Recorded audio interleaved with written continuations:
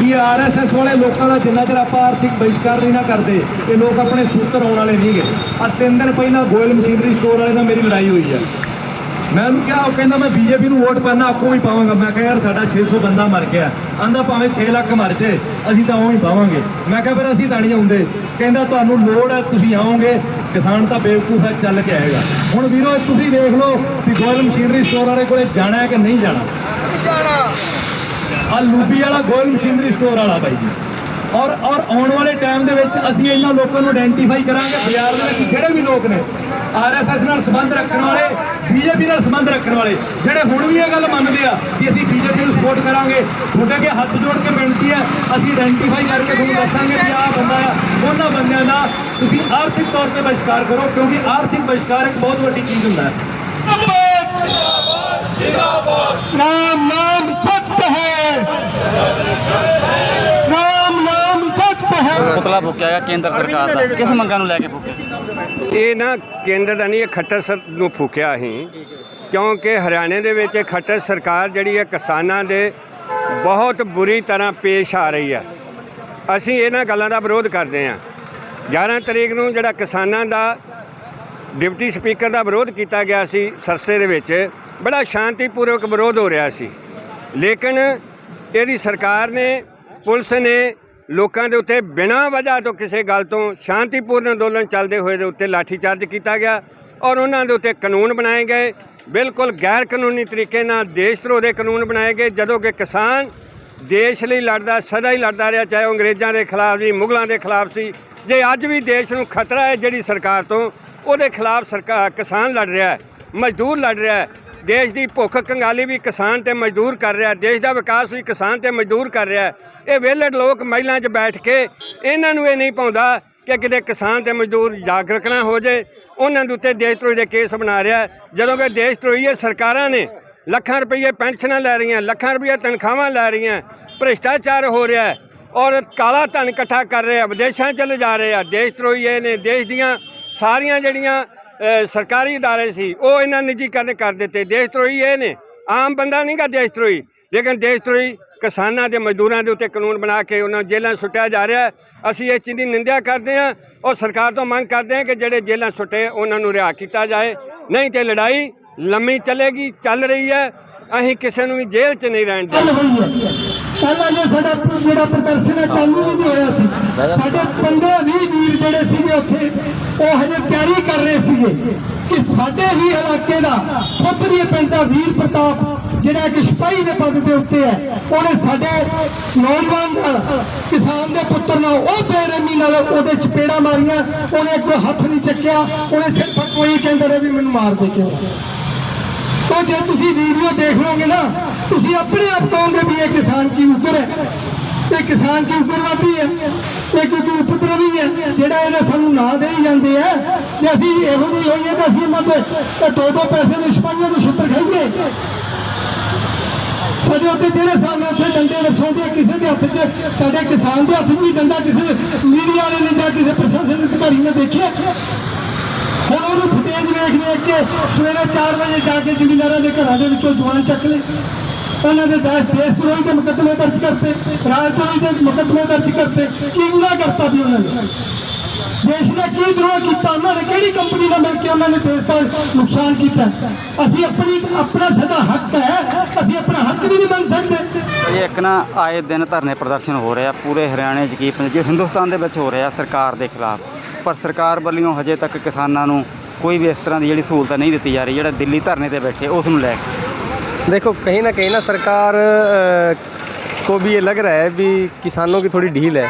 जैसे 2 अप्रैल का मामला आपने देखा होगा SC एक्ट और आरक्षण ख़त्म करने के बाबत तो पूरा जो बहुजन समाज था सड़कों पे उतराया था और सरकार के नाक में कील डाल दी थी और सरकार को झुकना पड़ा था। तो किसानों को भी ना ये एक अकेले की लड़ाई नहीं है। आज कुछ किसान हैं जो घरों में बैठे हैं तो यार बड़ी मजबूती के साथ इस लड़ाई को लड़ना होगा। देखो कल ही अभी थोड़े दिन पहले सिरसा के अंदर प्रोटेस्ट किया गया था तो उसमें जो डिप्टी स्पीकर गंगवा था उसकी गाड़ी को रोका गया और गया तो वहाँ पे झूठे मुकदमे लगाए गए। जो सरकार के खिलाफ कोई आवाज़ उठा रहा है, भैया ये हमें आज़ादी जो बोलने की आज़ादी दे रही है या आंदोलन करने की जो आज़ादी हमारा भारत देश का जो संविधान लिखा हुआ है बाबा साहब भीमराव अम्बेडकर का, वो संविधान हमें आज़ादी देता है और हमें हक और अधिकार है भाई हमें बोलने का और इस सरकार से सवाल जवाब करने का। ਇਹ ਜਿਹੜਾ ਅੱਜ ਦਾ ਸਾਡਾ ਪੁਤਲਾ ਫੂਕਣ ਦਾ ਜਿਹੜਾ ਪ੍ਰੋਗਰਾਮ ਹੈਗਾ, ਇਹ ਜਿਵੇਂ ਸਾਡੇ ਸਾਥੀ ਨੇ ਦੱਸਿਆ ਵੀ 11 ਤਰੀਕ ਨੂੰ ਜਿਹੜਾ ਅਸੀਂ ਉੱਥੇ ਸ਼ਾਂਤੀਪੂਰਵਕ ਤਰੀਕੇ ਨਾਲ ਜਿਹੜਾ ਉਹ ਡਿਪਟੀ ਸਪੀਕਰ ਦਾ ਵਿਰੋਧ ਕਰ ਰਹੇ ਸੀ। ਸਾਡੇ ਸਾਥੀ ਦਰੀਆਂ ਦੇ ਉੱਤੇ ਬੈਠੇ ਸੀ। ਪਹਿਲਾਂ ਪੁਲਿਸ ਨੇ ਸਾਡੇ ਸਾਥੀਆਂ ਨੂੰ ਘੜੀਸ ਕੇ ਉਹਨਾਂ ਦੀਆਂ ਕੂਹਣੀਆਂ ਛਿੱਲ ਕੇ ਉਹਨਾਂ ਨੂੰ ਜ਼ਖਮੀ ਕੀਤਾ ਔਰ ਉਸ ਤੋਂ ਬਾਅਦ ਜਦੋਂ ਉਹਨਾਂ ਦੀ ਗੱਡੀ ਡਿਪਟੀ ਸਪੀਕਰ ਦੀ ਗੱਡੀ ਉੱਥੋਂ ਨਿਕਲਦੀ ਹੈ ਤਾਂ ਉਸ ਤੋਂ ਬਾਅਦ ਸਾਡੇ ਸਾਥੀਆਂ ਤੇ ਲਾਠੀਚਾਰਜ ਵੀ ਕੀਤਾ ਔਰ ਲਾਠੀਚਾਰਜ ਕਰਨ ਤੋਂ ਬਾਅਦ ਸਾਡੇ ਹੀ ਉਹਨਾਂ ਬੰਦਿਆਂ ਦੇ ਉੱਤੇ ਜਿਹੜਾ ਦੇਸ਼ ਦਰੋਹੀ ਦੇ ਔਰ ਰਾਜ ਦਰੋਹ ਦੇ ਮੁਕੱਦਮੇ ਦਰਜ ਕੀਤੇ ਆ। ਜੇ ਦੇਸ਼ ਦਾ ਅੰਨਦਾਤਾ ਦੇਸ਼ ਦਰੋਹੀ ਹੈ ਤਾਂ ਫਿਰ ਦੇਸ਼ ਭਗਤ ਕੌਣ ਆ ਉਹ ਵੀ ਦੱਸ ਦੇਣ। ਕੀ ਦੇਸ਼ ਭਗਤ ਉਹ ਹੈ ਜਿਹੜੇ ਦੇਸ਼ ਨੂੰ ਵੇਚਣ ਤੇ ਤੁਲੇ ਹੋਏ ਆ? ਕੀ ਦੇਸ਼ ਭਗਤ ਉਹ ਹੈ ਜਿਹੜੇ ਕਾਰਪੋਰੇਟ ਘਰਾਣਿਆਂ ਦੇ ਪਿੱਛੇ ਲੱਗ ਕੇ ਸਾਰੇ ਦੇਸ਼ ਨੂੰ ਅੱਜ ਇਸ ਅੱਗ ਦੇ ਵਿੱਚ ਬਾਲ ਰਹੇ ਆ? ਔਰ ਸਾਡੇ ਸਾਥੀ ਜਿਹੜੇ 7-8 ਮਹੀਨਿਆਂ ਤੋਂ ਬਰੂਹਾਂ ਤੇ ਬੈਠੇ ਆ, ਉਹਨਾਂ ਦਾ ਸਪਸ਼ਟ ਸਰਕਾਰ ਨੂੰ ਇਹ ਸੀਗਾ ਵੀ ਜਿੰਨਾ ਚਿਰ ਸਾਡੇ ਕਾਨੂੰਨ ਵਾਪਸ ਰੱਦ ਨਹੀਂ ਹੁੰਦੇ ਉਹਨਾਂ ਚਿਰ ਬੀਜੇਪੀ ਜੇਜੇਪੀ ਸਰਕਾਰ ਦਾ ਕੋਈ ਵੀ ਨੁਮਾਇੰਦਾ ਸਾਡੇ ਪੂਰੇ ਹਰਿਆਣੇ ਦੇ ਵਿੱਚ ਕਿਤੇ ਵੀ ਆਊਗਾ ਤਾਂ ਅਸੀਂ ਸ਼ਾਂਤੀਪੂਰਵਕ ਉਹਦਾ ਜਿਹੜਾ ਹੈ ਵਿਰੋਧ ਕਰਾਂਗੇ। ਅਸੀਂ ਉਹ ਵਿਰੋਧ ਕੀਤਾ ਹੈ, ਲੇਕਿਨ ਪ੍ਰਸ਼ਾਸਨ ਨੇ ਉਸ ਐਸਪੀ ਸਾਹਿਬ ਦਾ ਤਬਾਦਲਾ ਕਰਕੇ ਕਿਸੇ ਡਿਕਟੇਟਰ ਐਸਪੀ ਨੂੰ ਲਿਆ ਕੇ ਆਪਣਾ ਦਬਾਅ ਬਣਾਉਣ ਵਾਸਤੇ ਸਾਡੇ ਕੁਝ ਸਾਥੀਆਂ ਨੂੰ ਚੱਕਿਆ। ਅਸੀਂ ਉਹਨਾਂ ਨੂੰ ਇੱਕ ਦੱਸਣਾ ਚਾਹੁੰਦੇ ਹਾਂ ਕਿ ਇਹ ਦਬਾਅ ਦਬੂ ਹੈ ਜਿਹੜੇ ਕਿਸਾਨ ਨਹੀਂ ਸਹਿੰਦਾ। ਕਿਸਾਨ ਅੰਨਦਾਤਾ ਹੈ ਔਰ ਅੰਨਦਾਤਾ ਸਾਰੇ ਦੇਸ਼ ਦਾ ਢਿੱਡ ਭਰਦਾ ਹੈ। ਇਹਦਾ ਕਸੂਰ ਇਹ ਨਹੀਂ ਹੈ ਵੀ ਇਹ ਖੇਤਾਂ 'ਚ ਰਹਿੰਦਾ। ਅੱਜ ਸਮਾਂ ਹੈਗਾ ਸਾਡੇ ਖੇਤਾਂ 'ਚ ਸਾਡੀ ਫਸਲ ਪਕਾਉਣ ਦਾ। ਸਾਡੇ ਨਰਮੇ ਨੂੰ ਸੁੰਡੀ ਖਾ ਰਹੀ ਹੈ, ਸਾਡੇ ਝੋਨੇ ਜਿਹੜੇ ਪਾਣੀ ਤੋਂ ਬਿਨਾਂ ਸੁੱਕ ਰਹੇ ਹੈ, ਲੇਕਿਨ ਸਾਡਾ ਕਿਸਾਨ ਅੱਜ ਉੱਥੇ ਜਿਹੜਾ ਤਪਦੀਆਂ ਸੜਕਾਂ ਦੇ ਉੱਤੇ ਬੈਠਣ ਲਈ ਮਜਬੂਰ ਹੋ ਰਿਹਾ। ਸ਼ਰਮ ਆਉਣੀ ਚਾਹੀਦੀ ਹੈ ਸਰਕਾਰ ਨੂੰ। ਉੱਤੋਂ ਕਿਸਾਨਾਂ ਦੇ ਉੱਤੇ ਹੀ ਮੁਕੱਦਮੇ ਦਰਜ ਕਰ ਰਹੀ ਹੈ। ਇਹੋ ਜਿਹਾ ਧੱਕਾ ਨਹੀਂ ਸਹਿਣ ਕਰਾਂਗੇ। ਇਹਦੇ ਅਕੋਰਡਿੰਗ ਹੀ ਕੱਲ੍ਹ ਜਿਹੜੀ ਸਾਡੀ ਮਹਾ ਪੰਚਾਇਤ ਹੋ ਰਹੀ ਹੈ ਸੰਯੁਕਤ ਮੋਰਚੇ ਦੇ ਆਦੇਸ਼ਾਂ ਦੇ ਉੱਤੇ ਸਾਡੇ ਸੰਯੁਕਤ ਮੋਰਚੇ ਦੇ ਜਿਹੜੇ ਆਗੂ ਸਾਥੀ ਉੱਥੇ ਆ ਰਹੇ ਹੈ। ਬਹੁਤ ਵੱਡੀ ਹਜ਼ਾਰਾਂ ਲੱਖਾਂ ਦੀ ਤਾਦਾਦ ਦੇ ਵਿੱਚ ਸਾਡੇ ਪਿੰਡਾਂ ਦੇ ਵਿੱਚ ਅਸੀਂ ਹੁਣ ਪਿੰਡਾਂ 'ਚ ਵੀ ਜਾਵਾਂਗੇ।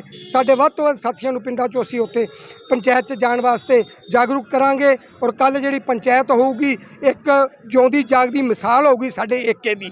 ਔਰ ਸਾਡਾ ਕੱਲ੍ਹ ਤੁਸੀਂ ਦੇਖ ਕੇ ਦੱਸੋਗੇ ਵੀ ਇਹ ਸਾਡੀ ਹੱਕ ਦੀ ਲੜਾਈ ਹੈ ਔਰ ਅਸੀਂ ਇਹ ਲੜਾਈ ਜਿੱਤਾਂਗੇ। ਜੈ ਜਵਾਨ ਜੈ ਕਿਸਾਨ।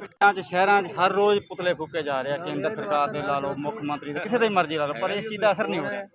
देखिए असर ये सरकार है जो तानाशाही रवैया अपना रही है। ये सरकार आंदोलन को दबाना चाहती है। हम शांतिपूर्ण तरीके से आंदोलन कर रहे हैं क्योंकि प्रजातांत्रिक प्रणाली के अंदर हर आदमी को अधिकार है सरकार के खिलाफ कि अपनी मांग मानने के लिए वो प्रदर्शन करें। लेकिन हम 8 महीने से दिल्ली बैठे हुए हैं। संयुक्त मोर्चे ने यह ऐलान कर रखा था कि जेजेपी बीजेपी का विरोध करेंगे, लेकिन अब 11 तारीख को जो सिरसा के अंदर हुआ, रणबीर गंगवा जो यहाँ आया था, किसानों ने शांतिपूर्ण तरीके से उसको काले झंडे दिखाए और मुर्दाबाद के नारे लगाए। लेकिन सरकार इस आंदोलन को दबाने के लिए और किसानों की आवाज़ को दबाने के लिए कुछ शरारती तत्वों को अंदर घुसा करके अपने ही आदमियों को पथराव किया। उसके बाद हमारे साथियों को गिरफ्तार किया गया। अब कल जो घटना हुई, हमारे साथियों को सुबह 5 बजे उठाया गया है।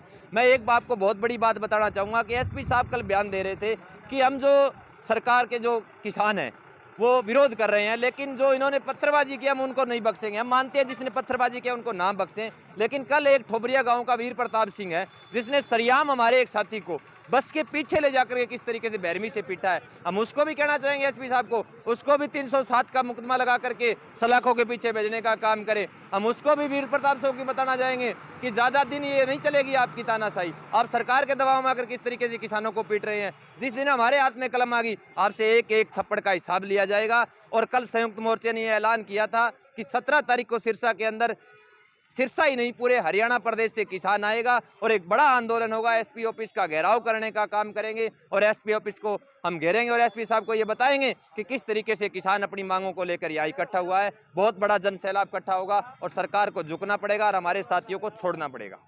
चला करके आया है और साथियों बादशाह पानी पी करके जाना है।